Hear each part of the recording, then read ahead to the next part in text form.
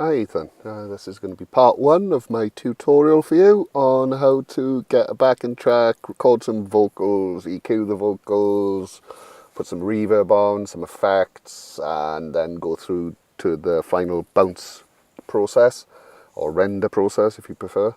So here we go. I've got my Live set up in my sidebar. It's a Mac version of Live, but it'll be exactly the same as a Windows version. I know it looks a little bit different to yours because mine is a version below it, but it'll be exactly the same. I wouldn't worry about it. If you get any error messages popping up like this one saying rewire version, you're not going to be using rewire, so you don't really need to care about it. Right, so what I'm looking at is my clip view. First of all, you want to go and find the track that you want to use. So I've got mine on my desktop. You can see down here, you've got these bars. The top one folds that window in and out. This one, don't worry about it for now. That one, don't worry about it for now.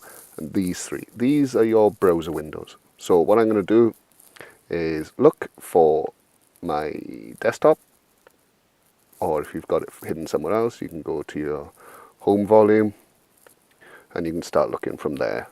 But I know it's going to be on my desktop, and I know it's called leakage. There we go. So just drag it from there, shove it into an audio track. You're not going to be using MIDI, so we can actually just click on that, press delete, don't worry about it. Now double click the clip. This will bring up the view of it down at the bottom window here. At the top you can see the numbers, these are the bars. In here this is your loop, and here is your play head. That's where your playing will begin from. You can see these yellow tabs, they are called warp markers. Warping is something you do to a track to pin, pardon me, to pin it down in time. So what I'm going to do is go to the very first beat. Now your beat, you can identify because it's a transient. A transient is a sharp spike in the audio waveform, and you can tell that's there. So what I'm going to do is try and get it right at the start of it. You can see it's slightly offset, but I wouldn't worry about it too much. But that one is there, so we'll call it there, right?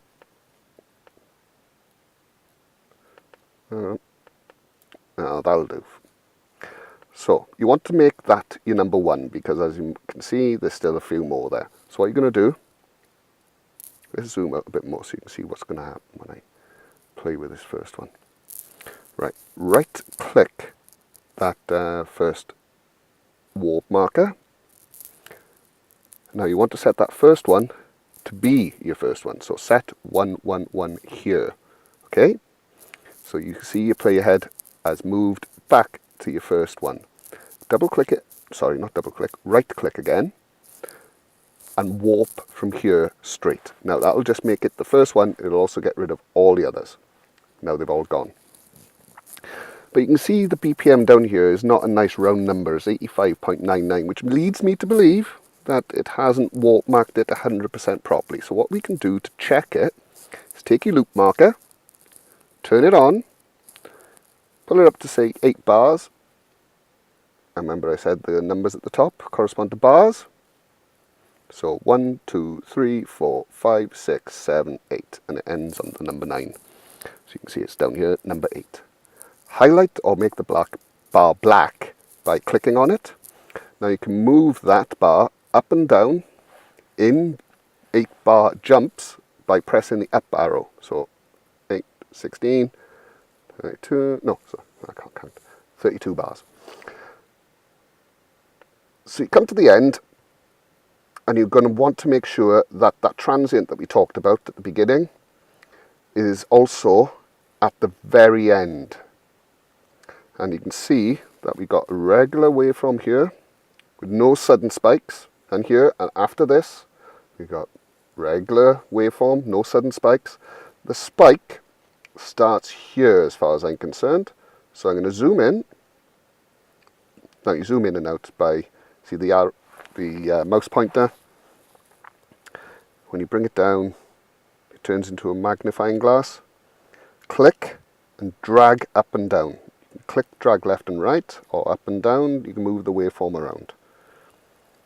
Right, so what I want to do is place that here. You've got that one, which will play it from where you click, that one, which is your loop marker, and that is your zoom area. Come down to the grey area here, and this is where you can set your warp markers. Okay, so now we've got two warp markers, one at the beginning and one at the end. But as you can see, it's off. So what you want to do is just drag it up to the end, and now the BPM has come to a nice round number. Let's make sure that the play ahead bar is back at number 1. Now you can see it's starting 111 there. You can turn our loop off because we're not using the loop anymore. And now press play. As you can hear, that sounds a little bit faster than 86 BPM because the main BPM is set to 120. Enter 86 into that, press return, and now when you play it back, that's the BPM. You can just play with this if you wanted to, and it always stays in time. Once you've got your warp marking done, right, let's set it to 86 and press pause. You've got your warp marker. Now, beats down here. You don't want your music, your backing track, to be set to beats unless you've just got pure beats, because the algorithm it uses is slightly different. So what we're going to do is go down to complex. Complex will give you the best sound, and it'll won't use loads of resources. It will use a few, but not as much as Complex Pro. There's nothing much to be gained from sound quality in Complex Pro, so just stick with Complex. Right, so what we've done here, we've dragged the audio in, we've warp marked it to be a nice even set BPM. We've got the BPM set there, we've got the BPM set there. So what you can do now, go up to your file, save live set as Ethan tutorial part 1. I'm going to save that to my desktop. So that's saved. So now I can quit out of it and talk to you again next time. So have fun with this and let me know how you get on. If you've got any questions, you know where to find me.